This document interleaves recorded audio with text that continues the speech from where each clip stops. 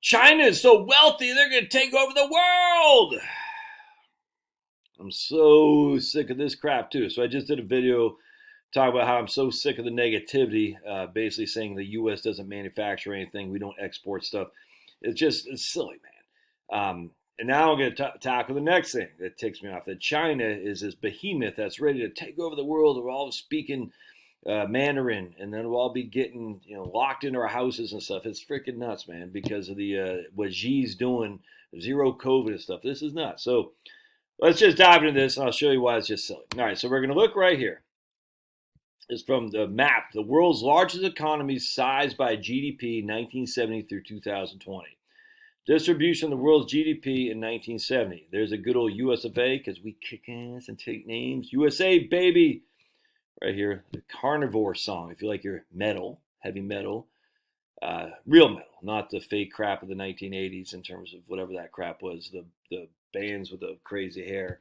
Real metal, Carnivore, USA for USA. Oh, such a good song. Anyway, so we got Peter Steele, R.I.P. Anyway, right here. There's US. Here's our nemesis, the commies. All right, here's China down here. Even combined the two commie countries, we're still kicking their butts. Here's Japan. Interesting, huh?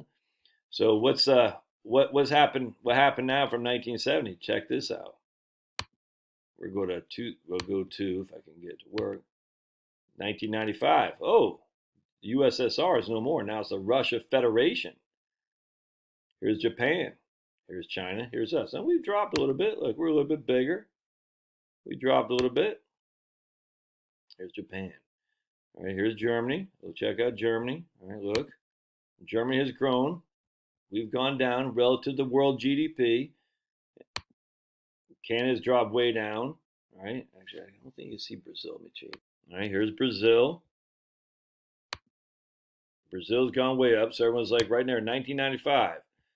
Latin America is going to take it over. Japan. There's Korea. Actually, let's see Korea in 19. Yeah, look at that. Korea, nothing. So the Asian Tigers, right? They got Korea. What is that other country? Is that North Korea right there? I think that is North Korea. Look at that. Isn't that crazy? All right, so India actually declined relative to the world's economy in 1995. Anyway, I think that's Venezuela right there. I think that's Venezuela. Check this out. Look at that, Venezuela. Yeah, I think that's probably Ecuador, right? Venezuela. Anyway, so now watch what happens in 2020. Now China, Japan's dropped, Brazil has dropped, U.S. We've stayed the same. All right, so we're huge in 1970, shocking that. All right, Germany grew, Germany's declined, the U.S. has basically stayed the same. China's just come out of nowhere. Watch India. You ready? Watch this. India tearing it up. Look at that. India. Now watch Venezuela right here. It could be freaking nothing. Yeah, it's just tight. Brazil has gone down. Watch Brazil. And interesting. There's Brazil. So Brazil had a couple. Watch. Here's Korea, South Korea. Watch.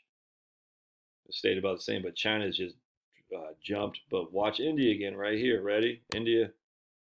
Jump big time. Watch the UK. Drop. Germany's dropped. Europe is dropping. Canada's dropping. Again, Canada. Right there. Canada's Mexico. Mexico's stayed about the same. Dropped a little bit. And stayed about the same. I'm not sure what that is. What country is that? Is that Indonesia or something like that? Singapore? I don't know. Anyway, so I want to show you something. So we're gonna go down here, and we're gonna show you. All right, in 1970, U.S. represented 31.4% of overall global GDP. The USSR was 12.7. USSR was fake. It was a fake economy. It had no manufacturing. Didn't know what the hell it was doing because it's commies, man. This is the whole point. I say communism can't work. So why are you worried about communist countries? Germany was 6.3. Japan was 6.2. All right. India's 1.8. China was 2.7. I still can't believe in 1970 North Korea actually had. Look at that. That's North Korea right there. Isn't that crazy? Anyway, so let's keep going down. 1995, Japan. At some point, Japan was nearly what the United States was. You were about 25% of the total world's growth. Japan was about a little bit about an eighth of a percent, 1/8, about 18% or so. Germany's 8.3. France was 5.1. India was on here. Brazil was 2.5. Isn't that crazy? China's 2.4. All right. Whereas India 1.8. India's not even on here. Brazil not even on there. Brazil not even on here. Isn't that crazy? Crazy, huh? Italy 3.8. Italy 3.3. Let's see what Italy's doing. Is decaying.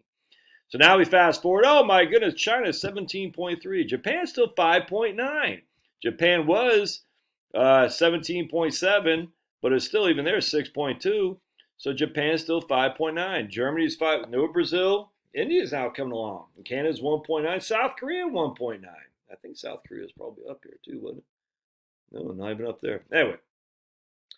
So everyone's like, oh my goodness, look, what's happening in China? So let's just look at how rich China really is relative to. So we know that GDP is high in China. The GDP is high simply because they have so many people. That's it. So check this out. List of countries per capita. Per capita. I've been wanting to do this video for a while. Per capita. Blue is greater than $60,000 per person, per head. That's what per capita means. Here's China right in here. Oh, 10,000. Australia, Northern Europe, Africa is low, Russia right here. So check this out. We're going to go down here. So we're going to go, forget Ireland because Ireland's fake. All these countries are fake because it's all based on tax stuff. It doesn't matter. But it's because their middle class isn't. But the real countries are doing things. United States, I guess you could say Switzerland, Norway. So per capita income in the U.S., $63,000 per head. All right, $63,000 per head. Let me just get rid of that guy. And we see United Nations, IMF, World Bank. It's all the same thing. Year 2020 estimate, U.S. 63,000. All right, so we're at number 12 in terms of looking at the IMF estimate. And whatever, you can look at it however you want. But anyway, just if I can change this right. I don't know if that's going to work. It probably won't. All right, so anyway, we're just going to go with it. We'll use the IMF stuff. That's fine. I don't care. We're number 12 in terms of per capita. All right. We're a little bit below Singapore. Well, Singapore is tiny. We're Brunei, Qatar, Switzerland. All right. Switzerland has some tax stuff. Ireland, that's all saying. So basically, we're number one. Basically, when it comes to real economies, we are number one. I think Norway is probably ahead. Yeah, Norway right there is a real economy. But we're still kicking everybody's butts, relatively speaking. All these are European, other than the Oceanic, Australia, and then Canada. All right, so let's keep going now. But look at Canada, according to the World Bank, it's only 43,000. But anyway, just keep going. We'll keep going here. Israel, Finland, Austria, Belgium, Germany, per capita, UAE, San Marino, New Zealand, UK is 50,000. All right, so UK is nothing to write at home about. All right, Japan, 39,000 per capita. We're looking at the same dollars. All right, and we'll look at purchasing power index as well. Taiwan, South Korea, Italy. Whoa, notice what we're not seeing. Bahamas, Cyprus, Slovenia, Spain, Bahrain, Saudi Arabia, Czech Republic, Lithuania, Portugal, Slovakia again, Latvia, Greece. Notice what we haven't seen yet.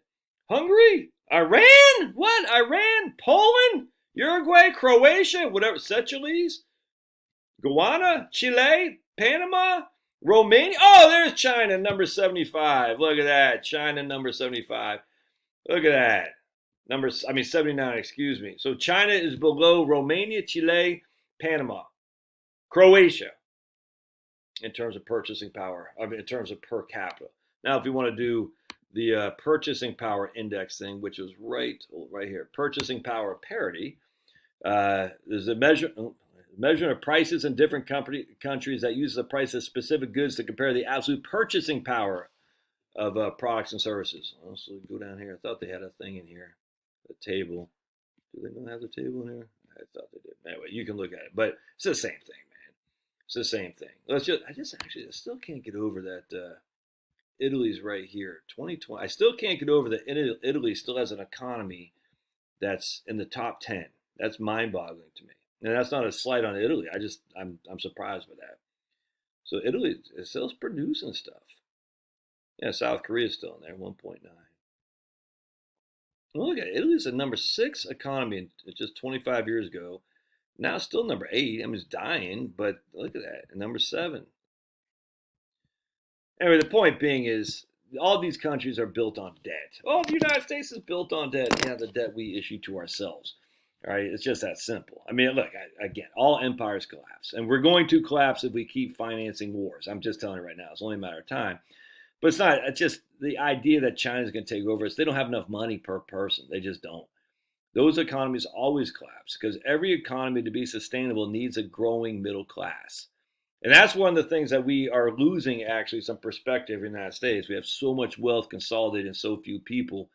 Now, that doesn't rob wealth from us. It's not like that. But at the end of the day, you do have to have more of a middle class sustainability to make your economy sustainable. You just need to.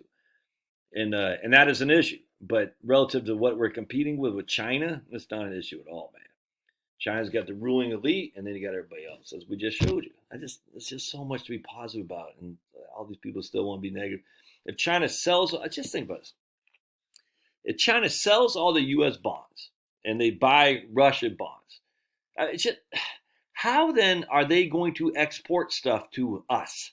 We are their biggest purchaser of goods, I presume. I mean, I don't know that for a fact because I haven't looked up. But I can almost guarantee you are because we're the biggest economy by far. China produces stuff that we buy. If China, how do we buy it? With our cash, with the U.S. dollar. What does China then do with those dollars? They buy our bonds because our bonds are the most valuable investment there is in the whole world.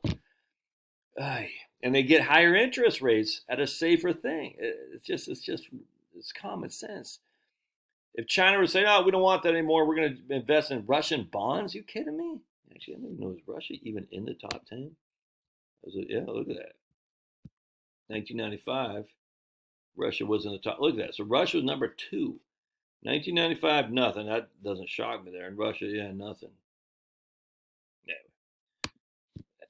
All right, worry if you want. I don't care. It's not going to do any good. And I ask you, are you worried? What are you worried about? Oh my goodness. All right, do you have a garden? No. Because they're going to take it anyway. Okay. Take a deep breath. Some perspective. All right, we'll see you.